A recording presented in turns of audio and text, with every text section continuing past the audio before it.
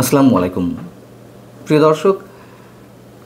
পাকিস্তানের নানান ধরনের তৎপরতা বাংলাদেশের বুকে এই মুহূর্তে আমরা অবশ্যই উপলব্ধি করতে পারছি, নানান ধরনের তথ্যও পাচ্ছি। বাংলাদেশের বিভিন্ন পর্যায়ে গুরুত্বপূর্ণ কর্তা ব্যক্তিদের কানেকশন অনেক বেশি পরিমাণ গভীর হয়েছে পাকিস্তানের গোয়েন্দা সংস্থা আইএসআইয়ের সঙ্গে, সেখানকার সেনাবাহিনীর সঙ্গে। এই খবরগুলো একেবারে অমূলক কিছু নয়, এবং যারা এই খবরের পরিপ্রেক্ষিতে বলছেন যে পাকিস্তানের গোয়েন্দা সংস্থা আইএসআইয়ের আসলে আগের মতো সেই কার্যকারিতা নেই, তাদের সেই সক্ষমতা নেই, তারা কিছু করার ক্ষমতা রাখে না, এই কথাগুলো কি আমরা খুব গুরুত্বের সঙ্গে নিব? হ্যাঁ, ধরে নিলাম যে আইএসআইয়ের এই মুহূর্তে তেমন কোনো ক্ষমতা নেই, কিন্তু তৎপরতা অপতৎপরতা একটি চলছে, সেই সিমটমটা আমরা নানানভাবে পাচ্ছি। যেমন পাকিস্তানের অন্যতম একটি গণমাধ্যম দ্য ক্যাচ লাইন, এটির প্রিন্ট ভার্সন রয়েছে, অনলাইন ভার্সন রয়েছে, সেখানে একটি মন্তব্য প্রতিবেদন প্রকাশিত হয়েছে যা খুবই উদ্বেগজনক, ভয়ঙ্কর এবং আপত্তিকর। সাম্প্রদায়িকতাপূর্ণ এই লেখাটিতে জামায়াতের সাবেক আমির প্রয়াত গোলাম আজমের পুত্র, সাবেক সেনা কর্মকর্তা ব্রিগেডিয়ার জেনারেল অবসরপ্রাপ্ত আবদুল্লাহিল আমান আজমিকে সেনাবাহিনীতে পুনর্বাসনের দাবি জানানো হয়েছে। শুধু পুনর্বাসন নয়, সেনা প্রদান করার দাবি জানানো হয়েছে।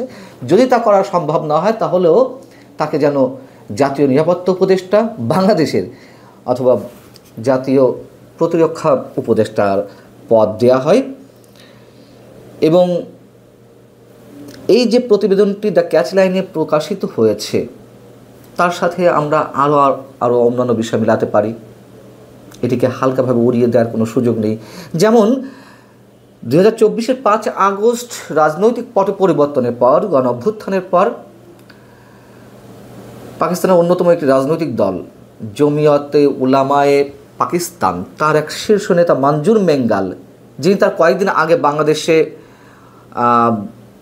ওয়াজ করে গেলেন হেফাজতে ইসলামের আমন্ত্রণে, বা সম্ভবত 5 আগস্টের পরপরই, সেই মঞ্জুর মেঙ্গাল দাবি করলেন যে খুব শীঘ্রই পাকিস্তানের অঙ্গীভূত হবে, পাকিস্তানের মধ্যেই আবার ঢুকবে বাংলাদেশ। আমরা কি এই কথাগুলো একেবারে উড়িয়ে দেব? আবার একটু মনে করিয়ে দিই, পাকিস্তানের পররাষ্ট্রমন্ত্রী এবং একই সঙ্গে যিনি উপপ্রধানমন্ত্রীর দায়িত্ব পালন করছেন ইসহাক দার, তিনি মন্তব্য করলেন, বাংলাদেশকে উদ্দেশ্য করে বললেন, পাকিস্তান তার হারিয়ে যাওয়া ভাইকে ফিরে পেয়েছে। এবং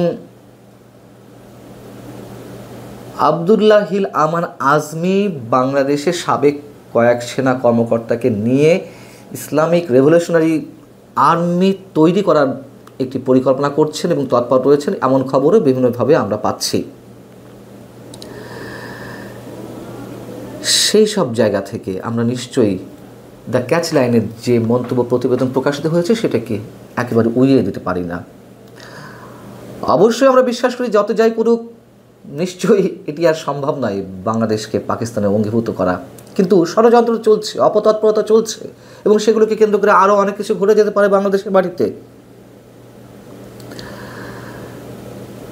ডিফেন্স পাকিস্তানে আরও একটু মনে করিয়ে দিই, যখন এই 2025-এর 5 ফেব্রুয়ারি বঙ্গবন্ধুর 32 নম্বর বাড়িটি বুলডোজার দিয়ে গুড়িয়ে দেওয়া হলো, তার পরপরই টুইট করেছিল বা এক্স হ্যান্ডেলে পোস্ট দিয়েছিল ডিফেন্স পাকিস্তান নামে একটি পোর্টাল থেকে, যে পাকিস্তান ভাঙার প্রতিশোধ নেওয়া হয়েছে।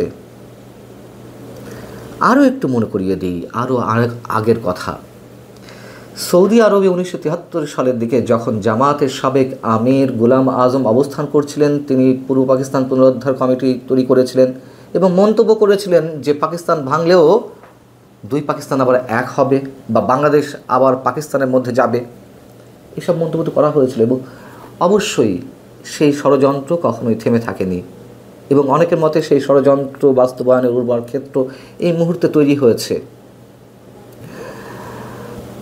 আমরা একটু শোনাই আপনাদেরকে অংশবিশেষ দ্য ক্যাচ লাইনে যে প্রতিবেদনটি প্রকাশ হয়েছে, মন্তব্য প্রতিবেদন, তার শিরোনাম হচ্ছে East Pakistan must return, Pakistan's hour of corning after 54 years. এখানে বলা হচ্ছে যে গত 54 বছর ধরে দেশপ্রেমিক পাকিস্তানিরা প্রচণ্ড যন্ত্রণা এবং অপমান সহ্য করে আসছে। 1971 সালের 16 ডিসেম্বর যখন পূর্ব পাকিস্তান বাংলাদেশে রূপান্তরিত হলো, তখন দেশদ্রোহী শেখ মুজিবুর রহমান, বঙ্গবন্ধুকে দেশদ্রোহী হিসেবে বলা হচ্ছে, তারা সবসময় এটি বলে, দেশদ্রোহী শেখ মুজিবুর রহমানের শাসনের অধীনে আসে সেই বাংলাদেশ, যিনি তার ভারতীয় প্রভুদের নির্দেশে মুসলিম এবং দেশপ্রেমিক পাকিস্তানিদের পাশে রেখে এই অঞ্চলটিকে হিন্দু আধিপত্যের দিকে ঠেলে দিয়েছিলেন। এই বয়ান তারা সবসময় দেয়।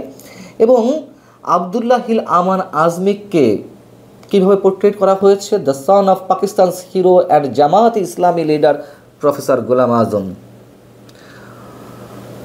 পাকিস্তানের বীর এবং জামায়াতের নেতা গোলাম আজমের পুত্র আবদুল্লাহ হিল আমান আজমি, যার সম্পর্কে বলা হচ্ছে যে 1981 সালে তিনি বাংলাদেশ সেনাবাহিনীতে কমিশন প্রাপ্ত হন, কিন্তু তিনি বিরোধীদের টার্গেটের শিকার হন এবং বাঙালি হিন্দুদের কাছ থেকে বিরূপ প্রতিক্রিয়ার মুখোমুখি হন। তার যোগ্যতা নিয়ে প্রশ্ন তোলা হয়, কারণ তিনিও তার বাবা গোলাম আজম পাকিস্তানের নাগরিক ছিলেন। যখন বিষয়টি আরও তীব্র হয়, তখন অধ্যাপক গোলাম আজম এরশাদের সঙ্গে দেখা করেন। যেহেতু গোলাম আজমের তখন নাগরিকত্ব ছিল না, তার ছেলেরও নিশ্চয় নাগরিকত্ব ছিল না বাংলাদেশি হিসেবে, তো এই বিতর্কের বিষয়টি মীমাংসার জন্য তিনি জেনারেল এরশাদের দ্বারস্থ হয়েছিলেন। এবং এখানে বলা হচ্ছে যে জেনারেল আজমি তার বাবার মতোই পাকিস্তানের একজন কট্টর দেশপ্রেমিক। তিনি একাধিকবার প্রকাশ্যে ঘোষণা করেছেন যে তিনি বাংলাদেশের সংবিধান মানেন না, জাতীয় পতাকা মানেন না, জাতীয় সঙ্গীত মানেন না, জাতীয় উৎসব পহেলা বৈশাখের মতন উৎসবগুলো তিনি স্বীকার করেন না, ইত্যাদি ইত্যাদি। এবং এখানে বলা হচ্ছে যে 2009 সাল থেকে, আরও একটা লাইন এখানে আছে, এটি সিগনিফিক্যান্ট খুবই। এখানে বলা হচ্ছে যে 1981 সাল থেকে আজমি নীরবে একটি দৃষ্টিভঙ্গি লালন করছিলেন, ভারতীয় প্রভাব থেকে পূর্ব পাকিস্তান পুনরুদ্ধার করা এবং পাকিস্তানের অংশ হিসেবে পুনরুদ্ধার করা, অর্থাৎ তার বাবা গোলাম আজমি যেটি করেছিলেন পূর্ব পাকিস্তান পুনরুদ্ধার কমিটি।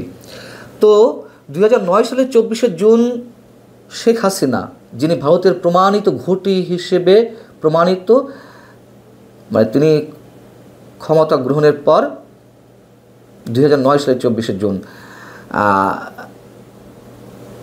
জেনারেল আজমিকে চাকরিচ্যুত করেন এবং তার শাসন আমলের পুরোটা সময় জুড়ে নির্যাতনের মুখে তাকে রাখা হয়। এই প্রতিবেদনে বলা হচ্ছে যে বাংলাদেশের ভারতীয় আধিপত্যের কবল থেকে মুক্ত হওয়ার পর অধ্যাপক ডক্টর মোহাম্মদ ইউনূস পাকিস্তানের সঙ্গে সুসম্পর্ক গঠন করেন।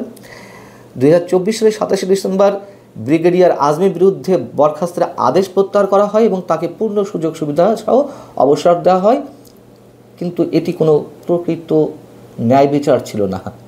ন্যায় বিচার করতে হলে কী করতে হবে?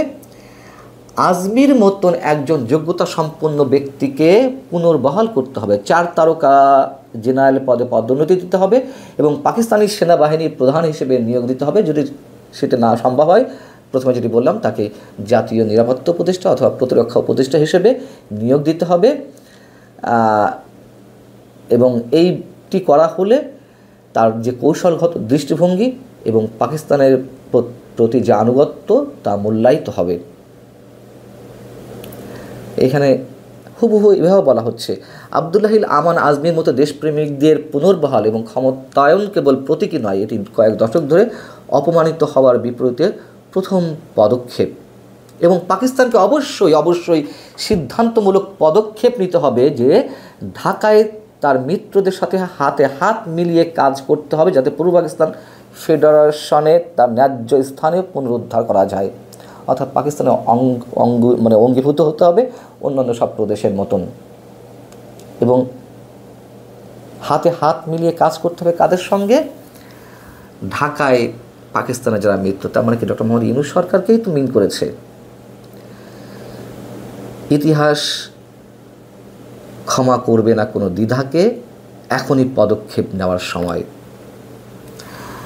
এখন বিষয় হচ্ছে যে গোলাম আজমকে যে পাকিস্তানের বীর হিসেবে চিত্রায়িত করা হলো, পাকিস্তানের দেশপ্রেমিক হিসেবে চিত্রায়িত করা হলো, তার পুত্রকে আবদুল্লাহ হিল আমান আজমিকে পাকিস্তানের পাকিস্তানকে এর সঙ্গে বাংলাদেশকে অঙ্গীভূত করার যে টার্গেট নিয়ে তিনি এগোচ্ছেন সেসব বিষয়ে বলা হলো। জামায়াত ইসলামী কি এই বিষয়টিকে কেন্দ্র করে কোনো ধরনের প্রতিবাদ দিবে, যেহেতু তাদের নেতা ছিলেন, তাদের আমির ছিলেন গোলাম আজম? এবং একই সঙ্গে প্রশ্ন, বর্তমান সরকার সম্পর্কে যা বলা হলো